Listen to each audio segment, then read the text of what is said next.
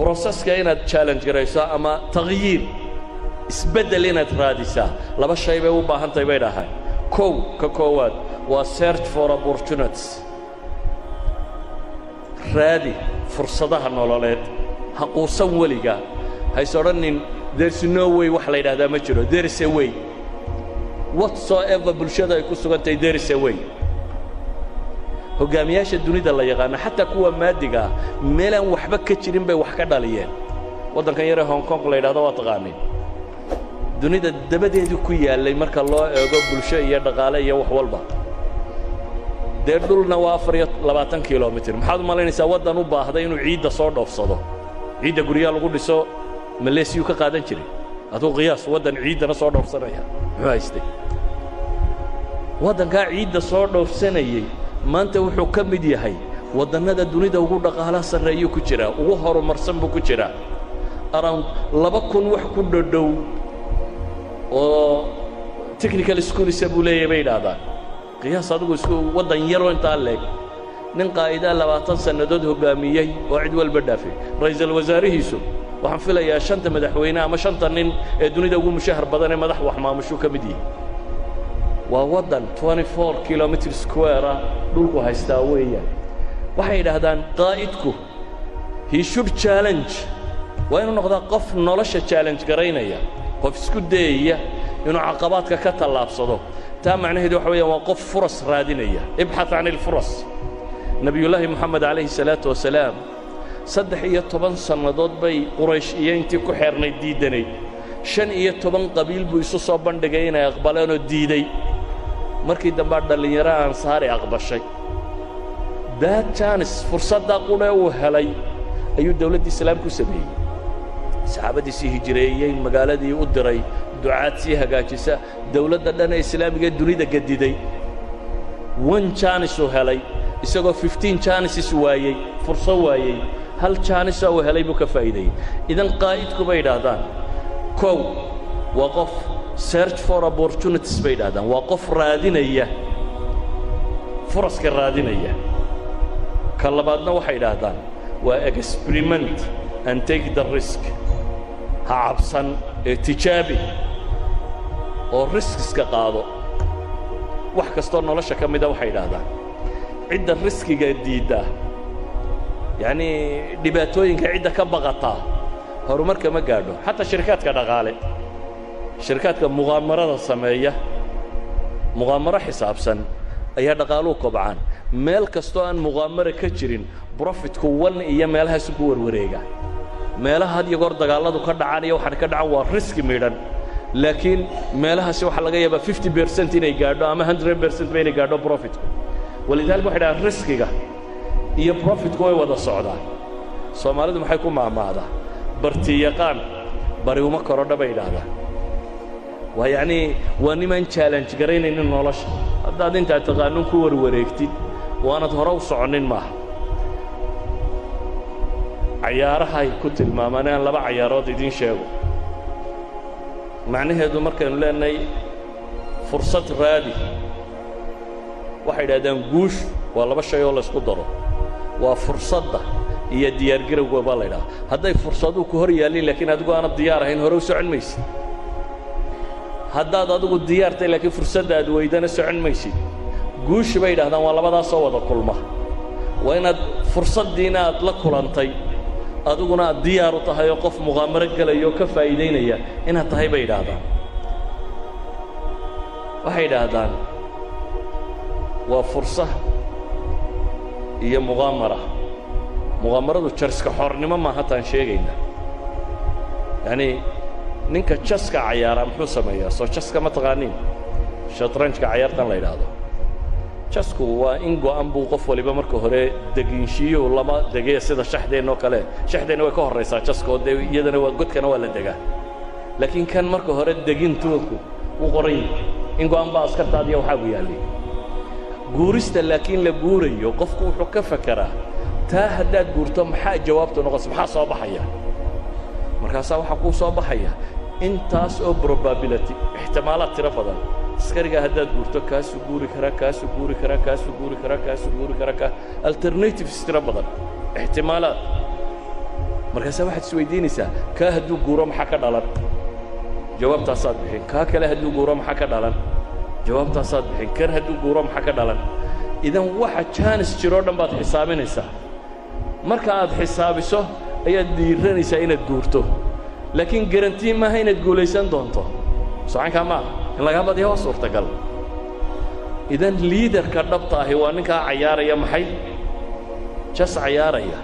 laakiin ma aha nin cayaaraya laadhuuda maxaa la sameeyaa dee waad ka quluxquluxsiinaysaa una wixii ka soo booda hadday lixi kuu soo baxdana lixun baad guuri haddii laba ka soo baxdana maxay labaad guuri that means maskaxda maad isticmaalin waa ku dayba waa muqaamir marka muqaamaro ma rabno ee waxaanu rabnaa qof garanaya furaska baadi doonaya laakiin fursaddu markuu helo aanay dhaafaynin tijaabinaya waxay idhaahdaan qodobka afraad waxa weeyaan bay idhahdeen enable others to act dadka kale u oggolow inay iyana shaqada qabtaan majaalka bannee madaxda iyo liidariska badh baa jecel magaca iyo maamuuska iyo in keligii jiriyow loo qaado markaad in cidiba ka ag muuqato ma jecla good leader maaha kaas liidarka dhabtii bay idhaahdaan waa liidarka dadka soo saara waa ninka marka uu dhinto ama booska banneeyo ka tegey rag halkii intay qorigiisu dhiib weeyaan ile noloshiiyo qorigu intay qaadaan intuu la orday ka badan la carari karaa john maxwell leveladiisii afartahaa markuu tirinayey levelka koowaad wuxuu odhanaya waa position waa ninkii un kursiga iska fuulay ee dee dadkuna ku qasbana inuu raaco levelka labaad waxa uu ku tilmaamaya inuu yahay permission waa nin dadka nooc min cilaaqa la sameeyey oo dabeetana ay wax u oggolaadeen levelka saddexaad wuxuu ku tilmaamaa production waa qof midho dhaliyey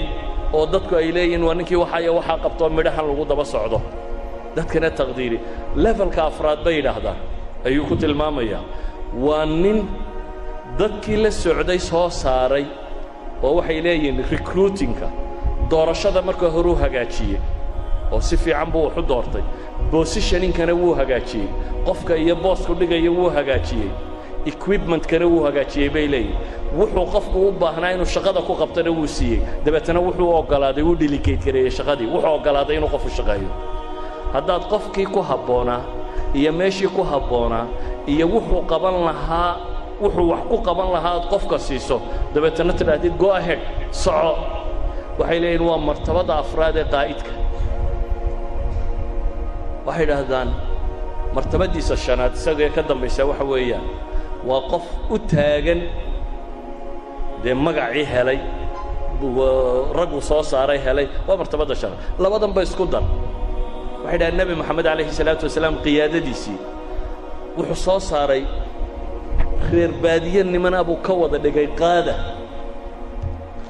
nebigu markuu geeriyooday waxaa ka dambeeyey calayhi salaatu wasalaam saxaabo halyeeya wada ah oo dunida dawakhiyey furtay dunidoo dhan fishankii nebi moxamed ee ahaa diintani waxay gaadhi doontaa guri kastoo dunida ku yaalla ama bicizi casiisin aw bidulli daliilin bay ku gaadhi doontaa fishankaasuu nebigu lahaa calayhi salaatu wasalaam wuxuu lahaa fishanaa dadkan inuu janno geeyo adduunkana inuu meel kasta diinta tan gaadhsiiyo saxaabadii ka dambaysay qaada bay noqdeen intay qaadeen aragtidaasi meel kasta geeyey yacni waxay noqdeen dad intuu tababaray uu equipid ka dhigay majaalkana uu u baneeyey qaada noqday marka saxaabo aan taariikhdii hore carbeed lagu aqoon ribciy ibnu caamir iyo mugiirata ibnu shucb iyo yaqaan waa nimankii rustam ka wareeriyey dawladdii beershiyey raggii hoggaaminayey raggii ka wareeriyey waa nimankaasi waa qaada idan waa level bay yidhaahdaan levelada ugu dambeeya ee qaa'idku uu gaadhay ka mid tahay oo waa maxay enable others to act ha noqonin qof anaaniyo leh wax walba aniga ee waxaad garataa dadkan ku garab socda inaad tababartidoo hore u sii daysid waxay isagu yidhaahdaa labada commitment haddaad la timaado sidan ay dhacayso waa foster the collaboration iyo strength others buu yidhaahdaa kuwa kale xooji wax wada qabadkana biiri waxay dhahdaan mumaarasada saddexaad shanaad miyaaba tani waa tii nami tacaawuna qawi alaakhariin mumaarasada ugu dambaysa ee shanaad waa encourage the heart bay dhahdaan shajic alqalb aw altaqdiir waxaweyaan dadku markaad equip garaysa ay shaqada qabtaan ictiraaf wixii ay qabteen maamuusna wixii ay qabteen ictiraaf recognize the contribution bay dhahdaan and celebrate the values and victories dadku markay shaqeeyaan shaqada ay qabtaan marka hore ictiraaf you done well shaqo fiican baad qabatay marka labaadna celebrate garee abaal mariyo ammaan waa abaal marinta si